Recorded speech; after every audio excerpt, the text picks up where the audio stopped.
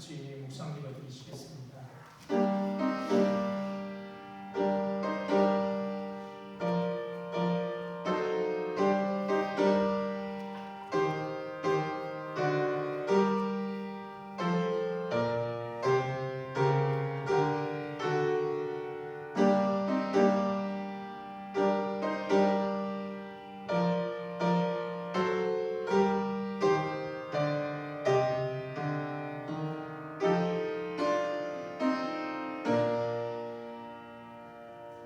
오라 우리가 여호와의 산에 오르며 야곱의 하나님의 전에 이르자. 그가 그의 길을 우리에게 가르칠 것이다. 우리가 그 길로 행하리라. 아멘. 오늘도 우리를 오라 하시며 말씀으로 가르치시다니 그 하나님의 은혜와 사랑을 감사하며 오늘도 주님 앞에 나와 영광과 찬송과 예배를 드립니다. 부족한 우리들이지만 우리와 함께 하셔서 우리가 드리는 예배가 하나님이 받으시는 귀한 예배가 되도록 인도하여 주옵소서. 감사하며 예수님 이름으로 기도드립니다. 아멘. 자리에 일어나셔서 찬송가 31장 찬송 부르시겠습니다.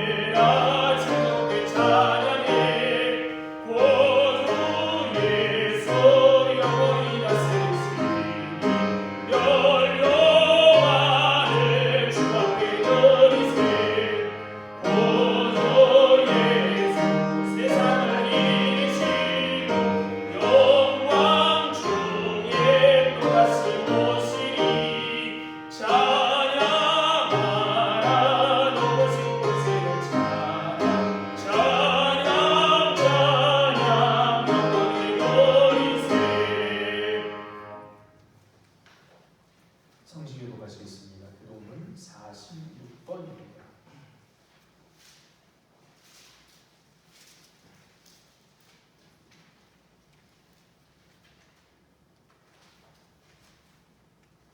교도문 46번 시편 104편 교독합니다. 내 영혼아 여호와를 송축하라. 여호와 나의 하나님이여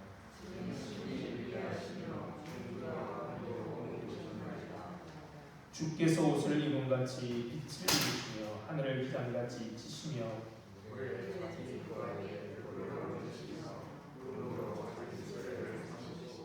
바람 난리로 다니시며 바람을 자기 사신으로 삼으시고 불꽃으로 자기 사역자를 삼으시며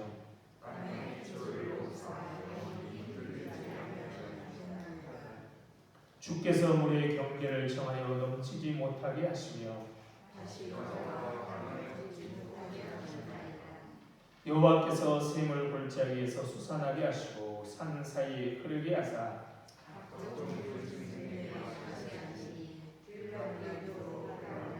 공중의 새들도 그 가에서 깃들이며 그가 그의 누각에서부터 산에 물을 부어주시니 주께서 하시는 일에 결실이 땅을 만족시켜 주는도다. 아멘. 다같이 사도신경 하시고 신앙 고백하시겠습니다. 전능하사 천지를 만드신 하나님 아버지를 내가 믿사오며 그의 아들 우리 주 예수 그리스도를 믿사오니 이는 성령으로 잉태하사 동정녀 마리아에게 나시고 본디오 빌라도에게 고난을 받으사 십자가에 못 박혀 죽으시고 장사한 지 사흘 만에 죽은 자 가운데서 다시 살아나시며 하늘에 오르사 전능하신 하나님 우편에 앉아 계시다가 저리로서 산자와 죽은 자를 심판하러 오시리라. 성령을 믿사오며 거룩한 공예와 성도가 서로 교통하는 것과 죄를 사하여 주시는 것과 몸이 다시 사는 것과 영원히 사는 것을 믿사옵나이다. 아멘. 자리에 앉혀 찬송가 446장 찬송가 446장 찬송 부르시겠습니다.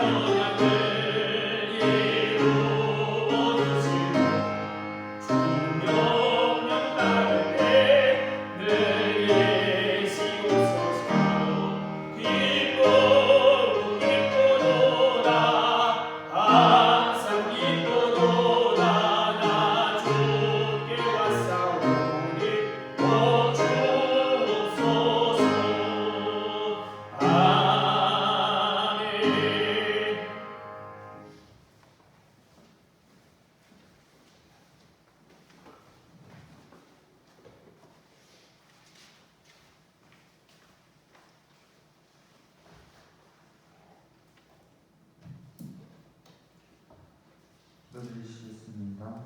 사랑이 넘치시는 하나님, 오늘 하루도 하나님께 예배하게 하시니 참 감사드립니다.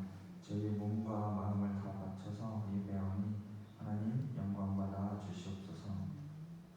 하나님, 항상 저희는 선을 행하고자 하고 더 하나님께 나아가고자 하지만 저희는 약하여서 그러지 못할 때도 죄를 지으며 돌아설 때도 있습니다.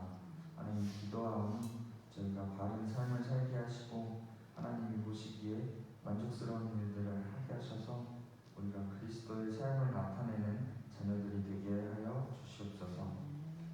참 힘든 시기입니다. 삶에서 각자 같은 것들을 잘 해내도록 지치지 않게 하시고 하나님, 교회의 한 사람 한 사람 살피셔서 심중에 해결하지 못하는 것들이 있다면 같이 고민하고 해결하여 주시옵소서. 말씀 들을 때 하나님께 나아오는데 방해하는 것들을 모두 치워주시고 온전히 하나님께 집중할 수 있는 시간이 되도록 하나님 인도하여 주시옵소서. 하나님의 말씀 중에 그 귀하신 뜻과 사랑과 계획과 지혜가 지혜를 저희가 알게 하여 주시옵소서. 말씀 전하신 목사님과도 함께 하셔서 항상 지혜롭게 그리고 하나님을 경외하는 마음을 가지고 저에게 말씀을 선포하도록 인도하여 주시옵소서. 항상 감사드리며 예수님의 이름으로 기도드립니다. 아멘.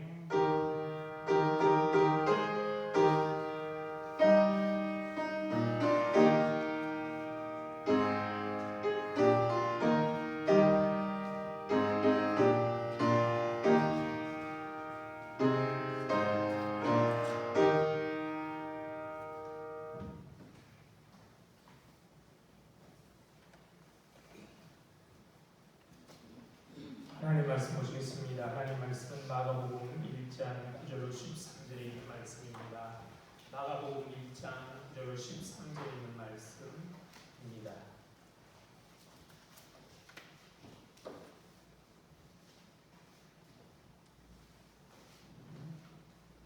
마가복음 1장 9절로 13절 말씀 제가 읽겠습니다. 그때 예수께서 갈릴리 나사렛으로부터 와서 요단 강에서 요한에게 세례를 받으시고 곧 물에서 올라오실새 하늘이 갈라짐과 성령이 비둘기같이 자기에게 내려오심을 보시더니 하늘로부터 소리가 나기를 너는 내 사랑하는 아들이라 내가 너를 기뻐하노라 하시니라. 성령이 곧 예수를 광야로 오라 하신지라.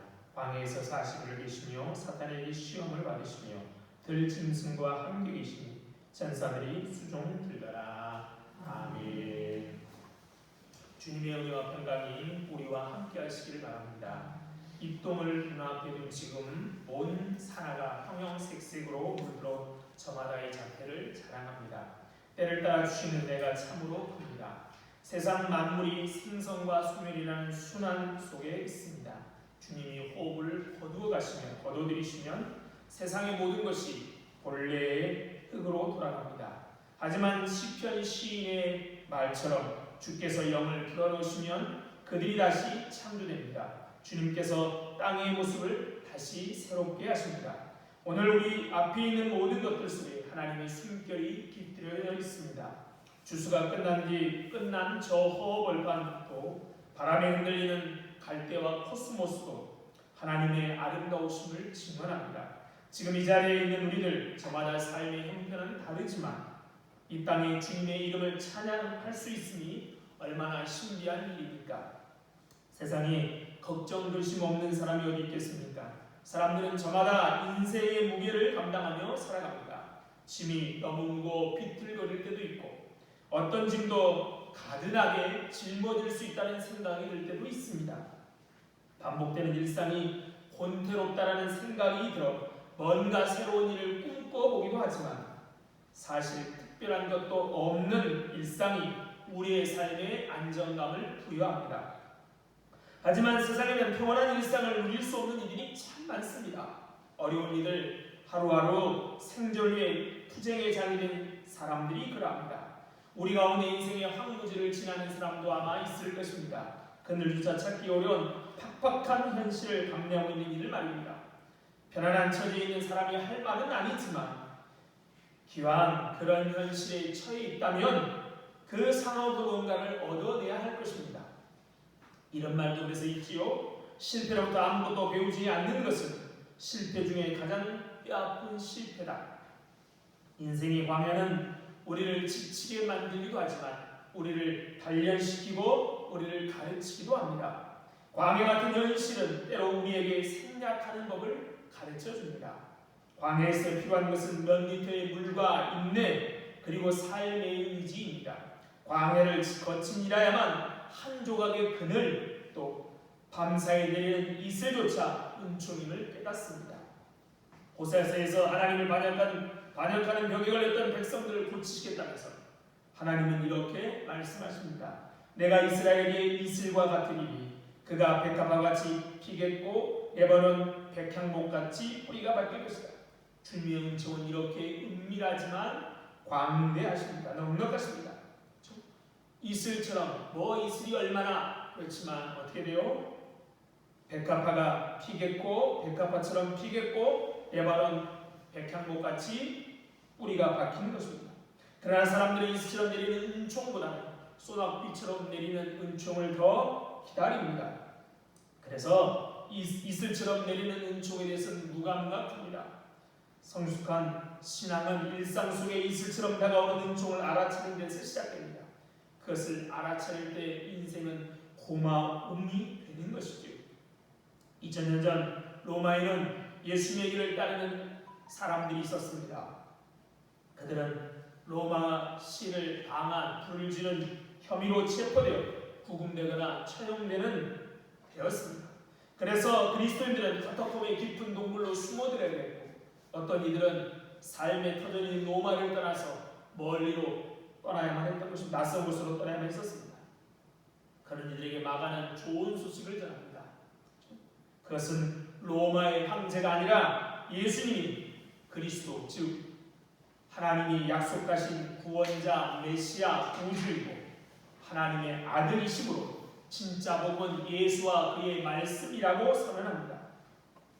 그리고 이제 복음을 선포한 마가는 예수의 이야기를 하기 전에 예수님의 길을 준비하러 온 세례 요한의 이야기부터 시작합니다. 주님의 길을 준비하러 세례 요한이 와서 죄의 사함을 받게 하는 세례를 베풀었습니다. 이제 마가는 예수님의 이야기를 시작합니다. 그런데 마태나 마가와 누가와 달리, 마태복음과 누가복음과 달리 마가복음에는 예수님의 탄생 이야기나 예수님의 어릴 적 이야기에 대해 어떻게 살았는지에 대해서 언급이 없습니다.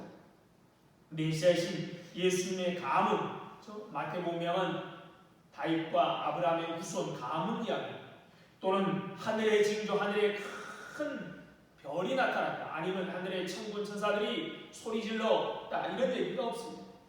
탄생하러 축하로 온 방문객들, 동방박사의 세 사람, 목자들, 범상한 아이가 아니라 천재라는 사실을 밝혀주는 어린 시절에 관한 이야기, 예수님이 어릴 때 예루살렘에 가서 예루살렘에 있는 학자들과 대화할 때 조금도 밀리지 않았다는 얘기가 기록되어 있지 않습니다.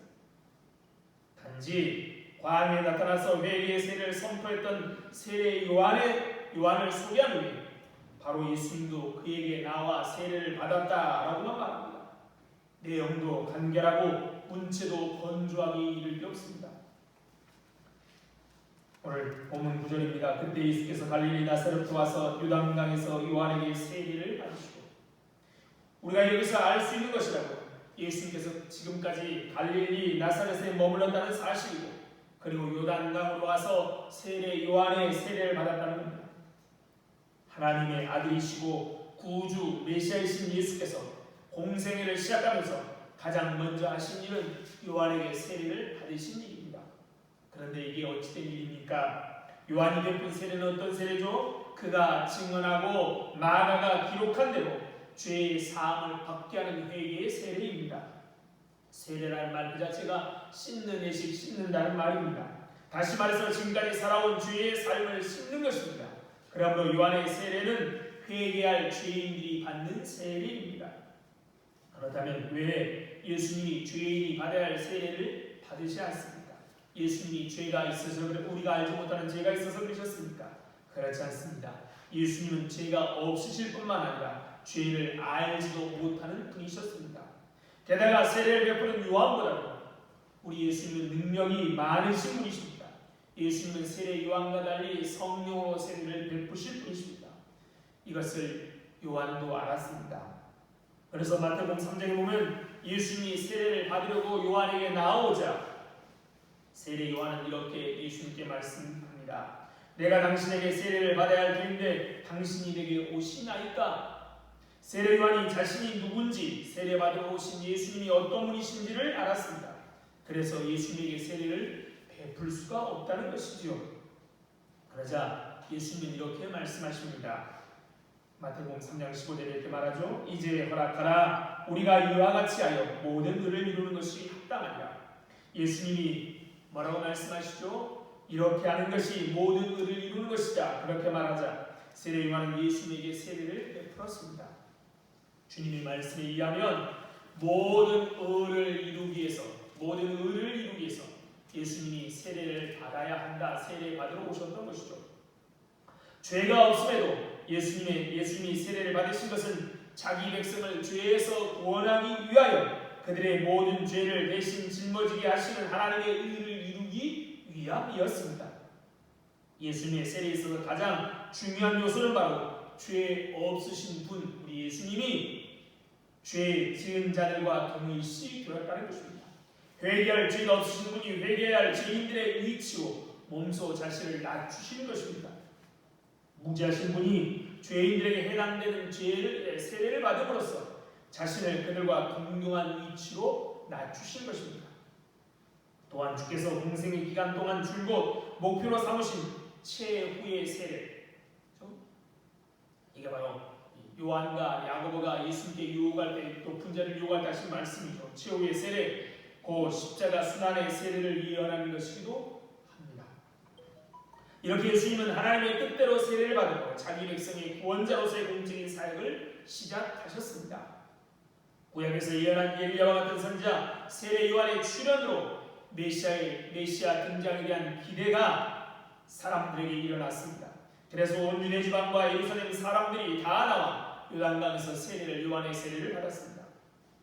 세례 요한보다 위대하신 메시아는 주목을 끄는 외모를 가졌을 것이라고, 사람들의 관심을 사로잡을 만한 모습을 가졌을 것이라고 사람들은 생각했을 것입니다. 그렇죠? 제가 연예인들을 가까이서 본 일이 거의 없는데요. 손숙 씨만 한번 같은 예리미티에서 봤는데 그 외에는 연예인들을 가까이서 본 적이 없습니다. 그런데 연예인들을 본 사람들마다 뭐라고 말해요? 다르다 라고 말합니다. 아마 메시아를 기다리는 유대인들도, 당시 유대인들도 예수는 그런 모습일 것이다, 메시아는 그런 모습을 생각했습니다. 그런데 사람들의 관심을 잡을 만한 모습일 것이라고 생각했는데, 그러나 예수는 어떤 특별한 모습이나 소위 말해서 후광이 없으셨습니다. 게다가 예루살렘 출신의 세련된 돼지 사람도 아니었습니다. 구약에서 언급조차 하지 않은 나사렛 출신이었습니다. 사실은 베들레헴에서 태어났지만 나사렛 출신이었습니다.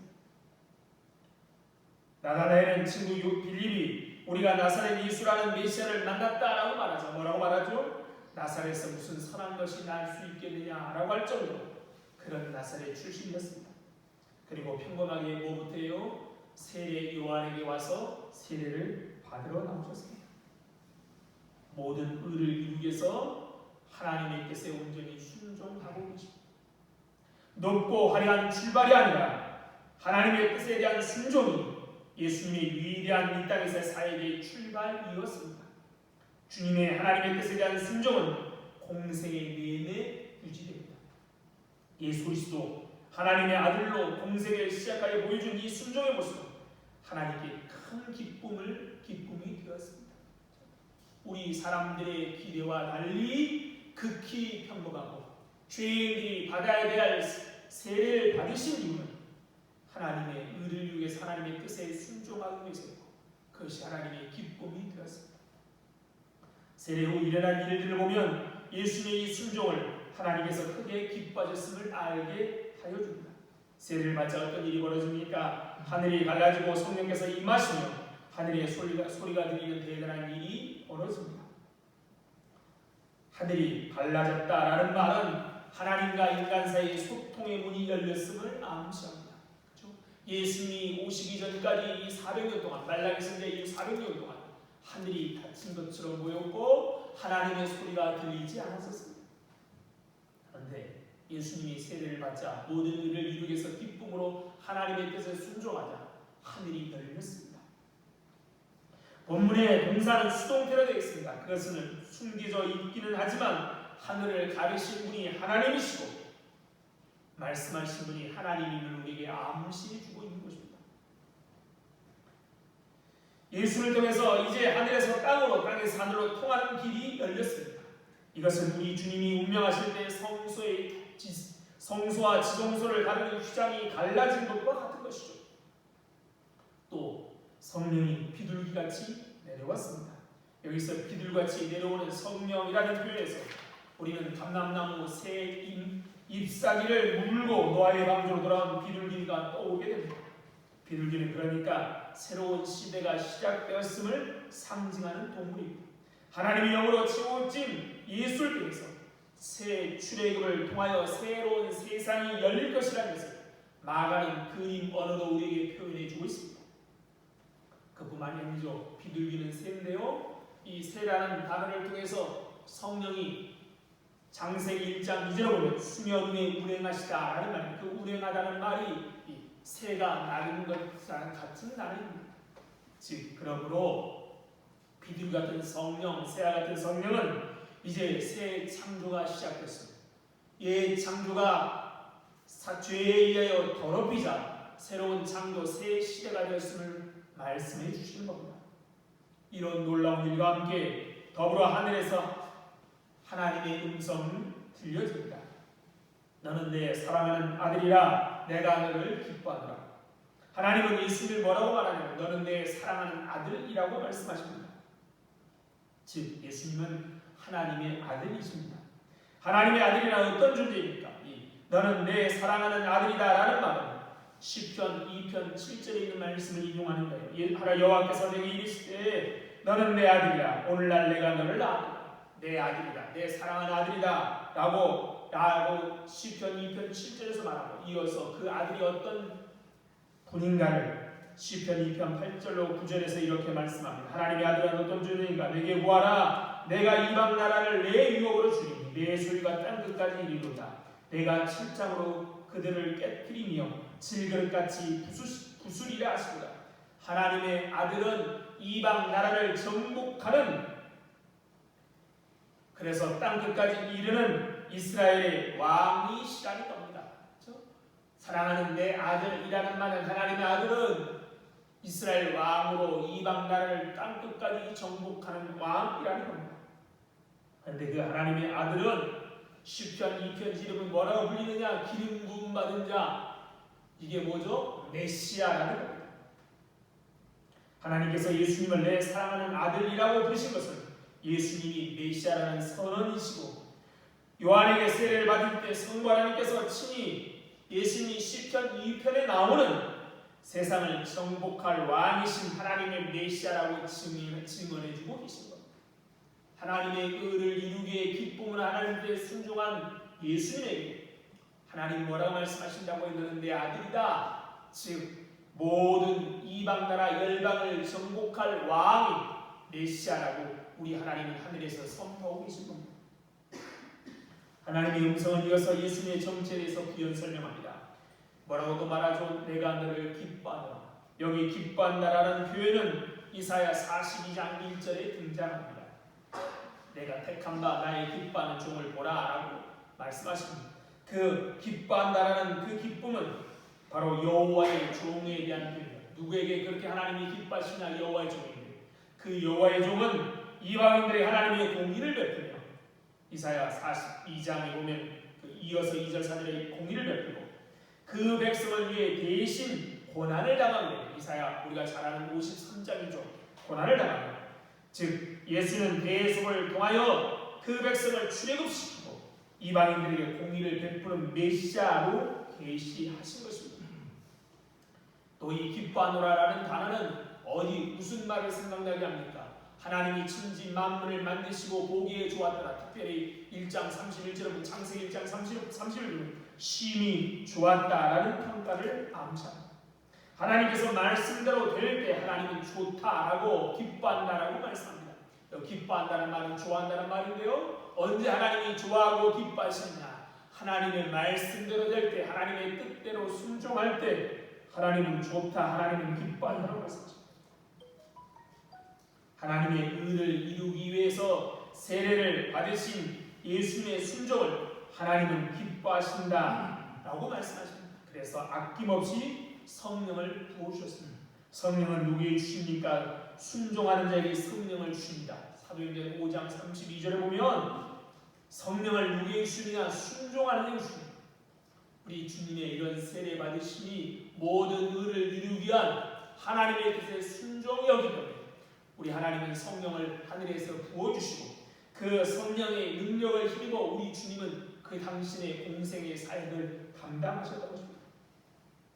하지만 하나님이 기뻐하시는 일을 하는 것은 쉬운 일이 아닙니다. 하나님이 기뻐하시는 일을 하는 예수님은 그냥 하는 일이 아니었습니다. 마가는 바로 이어서 이렇게 말합니다. 성령 곧 예수를 광야로 몰아내시니라. 광야에서 40일을 계시면서 사단에게 시험을 받으시며 들짐승과 함께 계신 천사들이 수종들더라. 그렇죠? 하나님이 기뻐한다, 사랑한다라고 말해놓고 어떤 일이 바로 벌어진다고요? 광야로 내몰아 마귀에게 시험을 함께 하셨습니다. 시험이라는 단어는 두 가지의 의미가 있죠. 첫째는 테스트입니다. 학교 다니다 보면 시험을 보게 됩니다. 중간고사, 기말고사. 이걸 왜 시험을 봅니까? 이 학생이 얼마나 학력을 테스트하는 거죠. 얼만큼 학력이 높아지는 실력을 점검하는 겁니다. 또한 이 단어는 유혹하다, 시험하다는 말은 유혹하다는 단어입니다. 사탄은 유혹하는 자입니다. 사람들은 흔히 마귀, 사탄 같은 말인데요. 마귀나 사탄을 말하면 어떻게 생각해요? 무서운 뿔이 달린 무서운 괴물처럼 생각합니다. 그러나 성경은 사탄을 그렇다라고 말하지 않습니다. 사탄은 우리로 하여금 유혹에 빠지게 하는 존재라는 말입니다. 유혹하여 넘어지게 하는 자, 바로 우리의 가는 길을 막는 것이 사탄입니다. 사탄이라는 말은 히브리어인데요. 히브리어 사탄이라는 뜻은 막아서는 자, 고소하는 자, 유혹하는 자입니다. 하나님의 뜻을 따라 순종할 수 없도록 유혹하여 막고 서는 자가 바로 사탄인 것입니다. 그 사탄이 예수님을 시험합니다. 하나님이 기뻐하시는 일을 못하도록 하는 겁니다.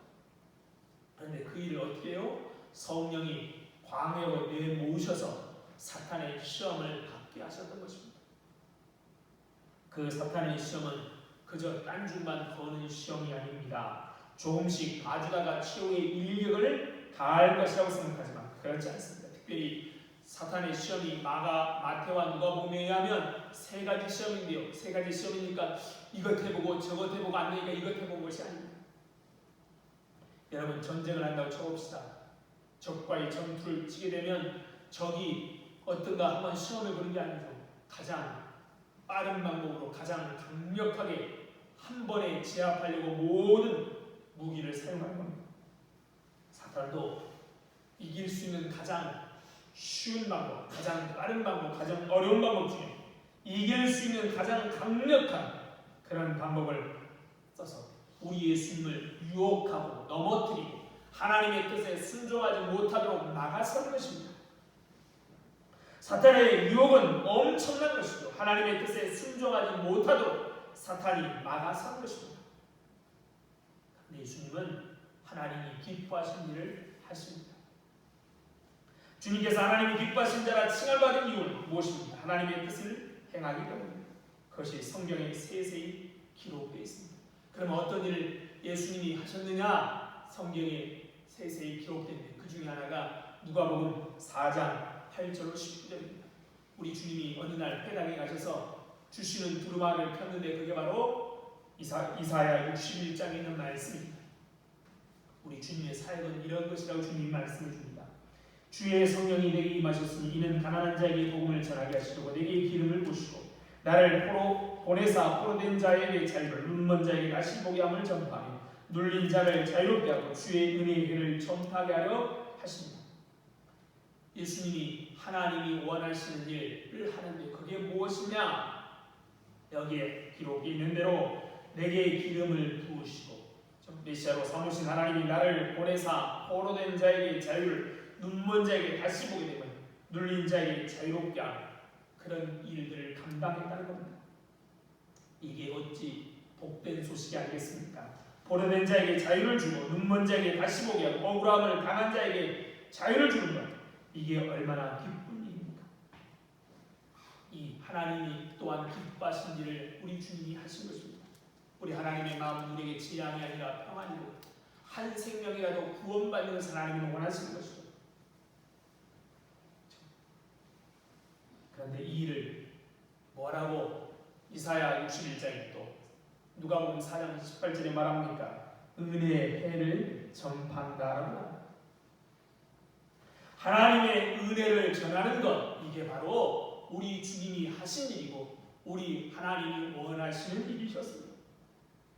결국 예수님을 통해 하나님이 기뻐하시는 이유는 뭐냐? 예수님이 하나님의 은혜를 전했기 때문입니다. 사탄이 막아서도 마귀가 고소해도 마귀가 유혹해도 우리 주님은 하나님의 은혜를 전했기에 우리 하나님은 예수님을 기뻐한다, 사랑한다라고 말씀하십니다. 예수님이 하나님의 은혜를 저렇게 예수님을 믿는 것은 그냥 단지 믿어도 그만, 안 믿어도 그만이 그런 가치없는 일이 아니라 예수님을 믿음으로 우리는 이 은혜에 참여하는 기쁨을 얻게 되는 것입니다. 그럼 은혜가 무엇입니까? 한마디로 말씀드려 가난한 자에게 복음이 전해지는 것이 은혜입니다. 가난한 사람은 누구를 가리켜 가난하다라고 말합니까?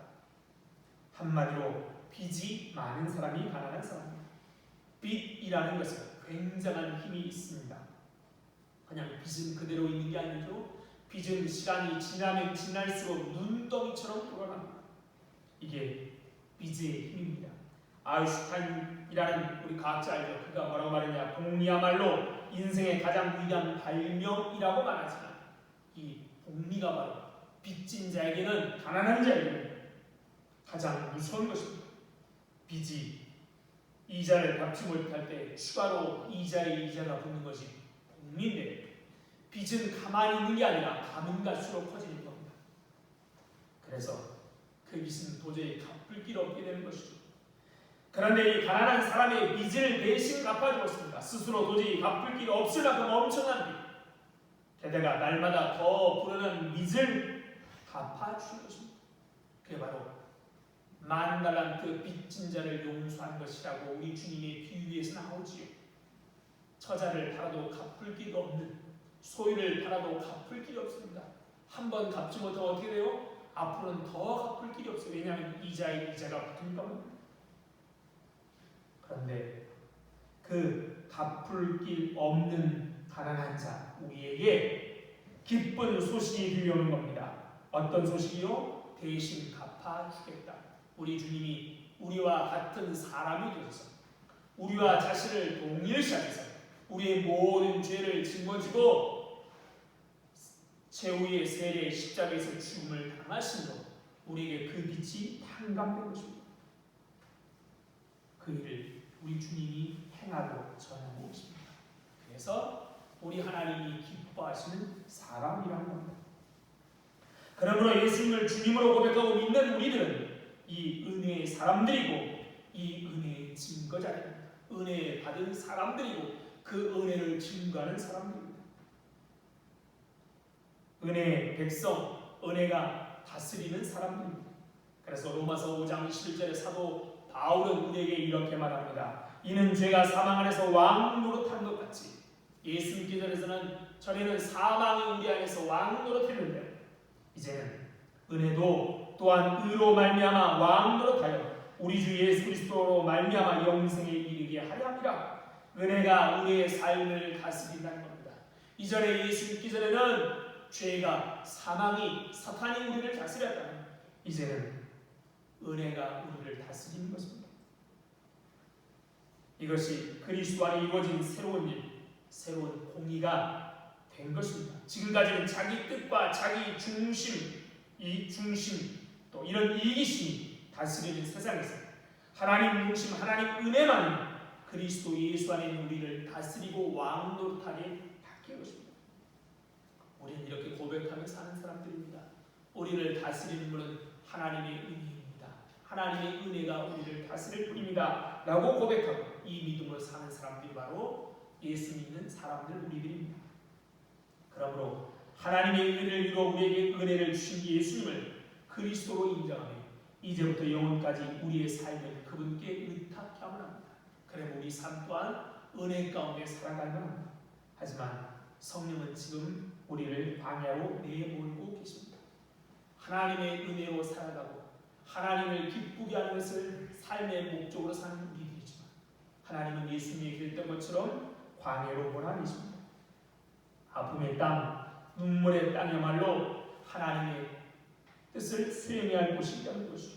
그래서 하나님의 은혜를 우리는 전해야 합니다. 쉽지 않습니다. 그러나 우리는 주님께서 이미 싸워 이기신 싸움에 동참하고 있는 것입니다. 너는 내 사랑하는 아들이다. 내가 너를 기뻐한다는 음성에 붙들려 살아가라.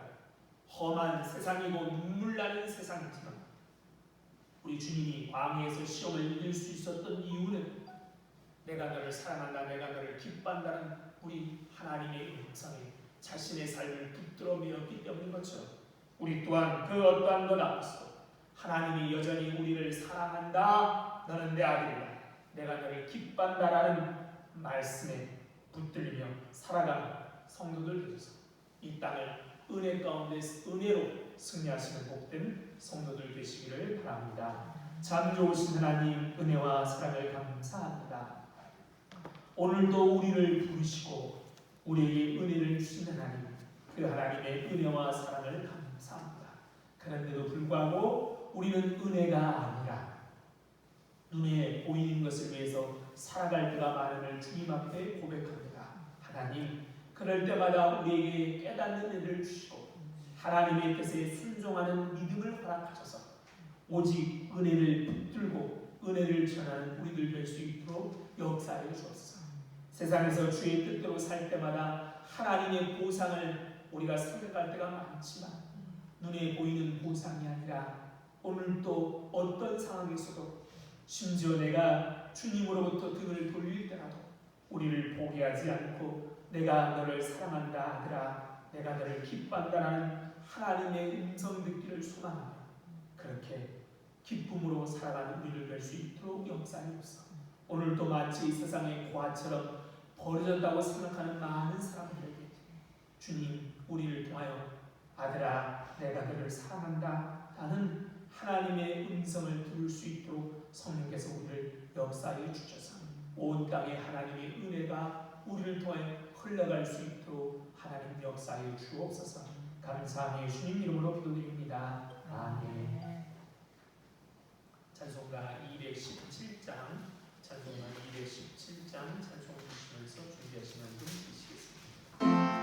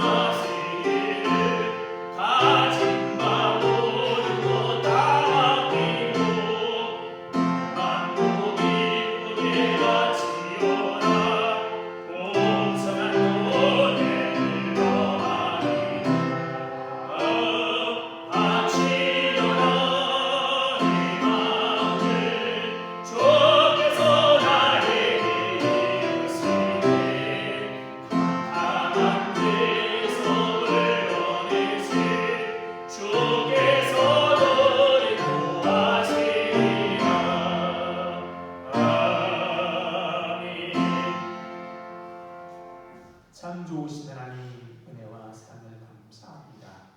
오늘도 언제나 우리를 보고 계시며 우리에게 언제나 사랑한다라고 말씀하시는 그 하나님의 사랑에 감사하여 오늘도 주님 앞에 귀한 물질을 드립니다.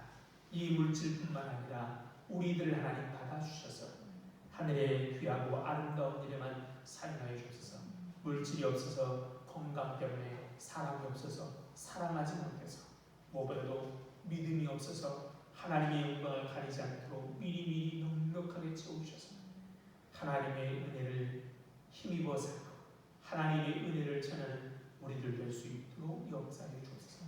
가면 갈수록 은혜가 사라져가는 세상이지만 하나님의 은혜가 더 풍성함을 알고 이슬처럼 눈에 하찮은 것처럼 보일지라도 백합화를 피고 또 백향목처럼 뿌리 내게 하시는 하나님의 은혜가 넉넉함을 알고 하나님만 의지하고 살아가는 우리들 되고 또 우리를 통한 사람들이 희망을 갖고 살아갈 수 있도록 역사하여 주옵소서.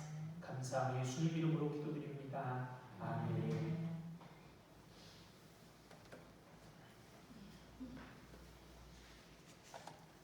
알려드립니다. 벌써 12월입니다. 이제 2달 남았는데요. 마지막 2달 지금처럼 배워보신 것처럼 주님 앞에 충성되는 성도들 되실 거랍니다. 내일은 2일 벌써 새벽 기도회입니다. 상황이라 오실 수 없는 분들은 가정에서 일어나서 같이 아닌데 일어나셔서 기도하시고 함께 한 달을 준비했으면 좋겠습니다. 자리에 일어나시기 바랍니다. 반갑습니다. 감사합니다. 축복합니다. 행복하십시오.